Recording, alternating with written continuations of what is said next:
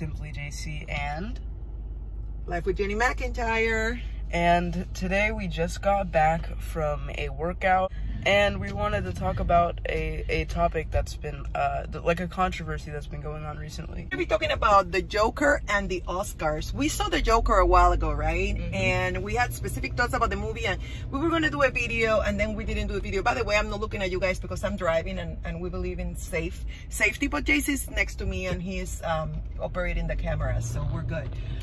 So we wanted to talk about the Joker. JC, tell me a little bit about your thoughts about the Joker. So I'm gonna do some spoilers because the movie has been out for a pretty long time. So if you have not seen the Joker, or you haven't seen the Joker, if you haven't seen the Joker, you should probably click off this video. But if you don't care about spoilers, you can just stay. Exactly. So the Joker is a very different side of the Joker we've never seen. His name is Arthur Wayne. Completely different backstory. Yeah, I guess his name is Arthur Wayne. I don't even know if he has a last name. Yeah, something like that, I think. Well, we know for sure it's Arthur, right? Arthur, yeah. So his name is Arthur. He's mentally disabled, and I'm just gonna go into it real quick because I don't want to make this long. He got abused by his dad, which wasn't Wayne, Arthur Wayne, or Wayne, right? He got abandoned by his dad. He doesn't know who his dad is. Yeah, he doesn't know who his dad is, but he got beat up by his dad so terribly that he ended up getting this like freaking mental disorder. And as I was telling JC, sometimes mental disorders, mental illness can be genetic. Sometimes though it can be created by extreme dosage of abuse. And in this guy's case, there was probably already a genetic issue, and it was exacerbated by the abuse he endured from his father or his mom's boyfriend, whatever that is, because it looks like his mom had a very wild lifestyle before she had him. But as we know, the Joker is very smart most of the time. Extremely smart. Yeah, extremely smart. So if like he got beat up by his dad when he was younger, and basically caused him to like get this disorder where he would laugh instead of crying uncontrollably. Yeah, laughing uncontrollably. Uncontrollably. Wow, I can speak English. He like laughed uncontrollably. Can you believe me? Can you believe me? That's hilarious. Uncontrollably. Nice. When he would feel any emotion, like when he would feel like crying or screaming or getting mad, like it's just anything, he would just laugh uncontrollably. And he had no control over that, you know, that was like his illness, right? Yeah. Now for his depression and anxiety, he was taking medication, but then what happened, JC, in the middle of he was having therapy and he was having medication, so what happened in the movie? So, he's, wow, very surprising. He stopped taking his medication because the government eliminated the program, right? Yeah. And he had like no option, according to the movie, to seek help, I guess. Yeah, and he started probably hallucinating. There's many theories on it. Most of it is true. He was hallucinating like a bunch of stuff. Can you explain that? Well, he was having a lot of hallucinations. He was like imagining a neighbor.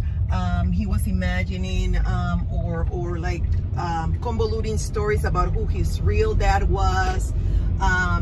He had this feeling of grandiose. The movie portrays him as not a bad guy, but a guy that had a lot of mental issues, a lot of depression, and he had a lot of troubling thoughts that he wrote in a copybook. And it was really sad because he was talking to this therapist right before the program was canceled, and he was like, "You don't hear me, right?"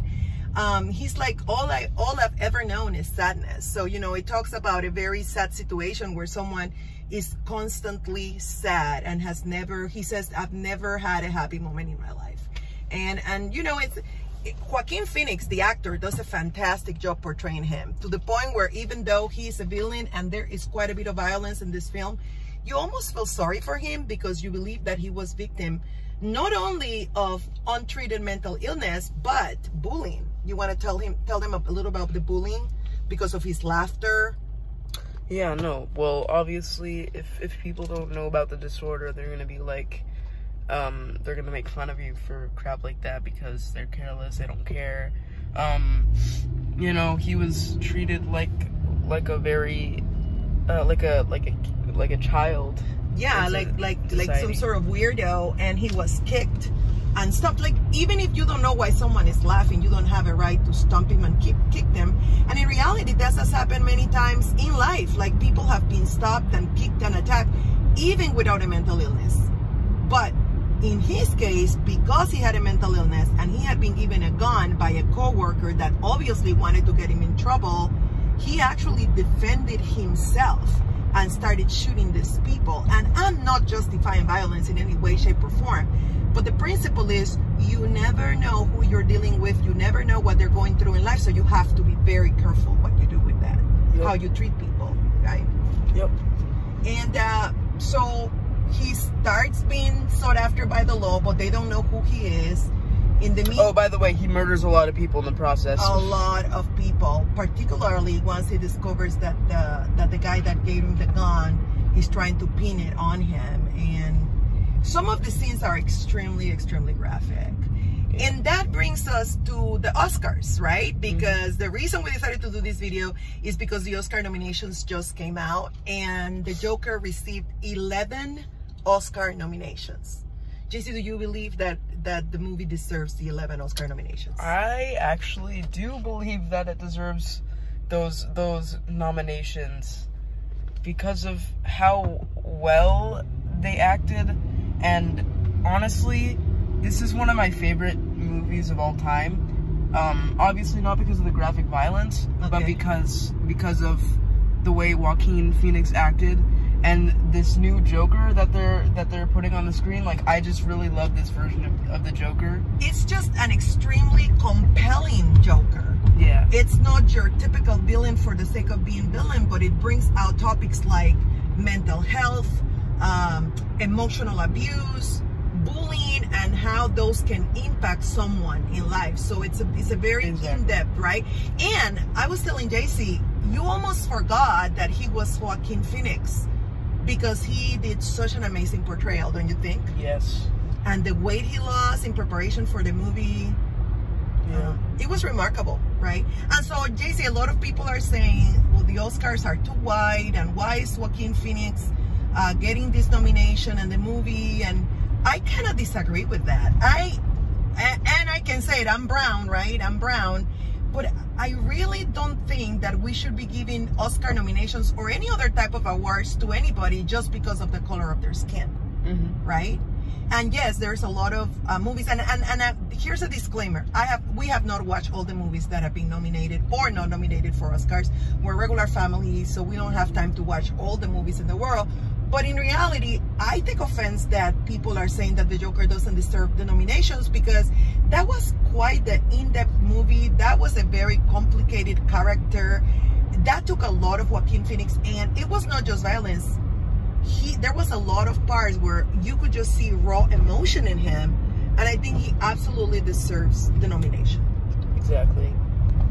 And again, you know, as it comes to the Oscars, I think that people, regardless of the color of their skin, they need to work hard, and they need to ensure it. Like, the people are saying that the Oscars nominations don't represent the population. Well, they should only represent their population if there are diverse people and minorities who actually deserve the prize, because the quality of the movie or the quality of the actors is there.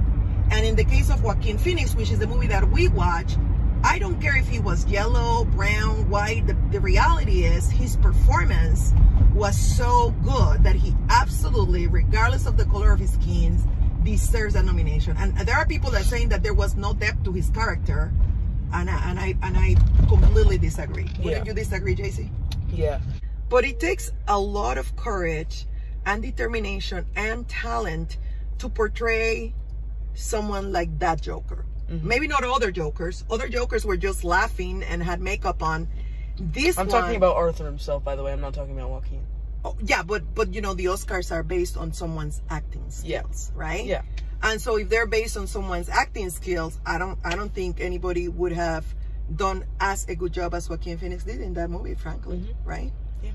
Any parting comments, JC? Nope.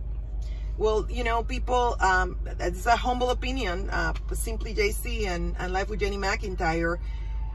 People should get nominations and awards based on their skills and talents and performance, and not based on the race or the color of the skin. For me, I would not want anybody to give me an award or a recognition because they feel bad because I'm a minority and minorities need to be represented. For me, that would be the ultimate insult.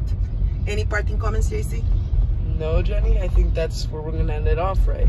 And we should probably end with our theme song. 1, 2, 3, 4. Bum, ba-dum, bum, oh my goodness. Bum, ba-dum, bum, bum. Bum, ba-dum, bum, bum. Ba-da-ba-ba-da-ba-bum. Hey! Joaquin Phoenix was nominated for 11 Oscars. There's no rhythm to my words right now. But have a good day, guys. We love you. Bye.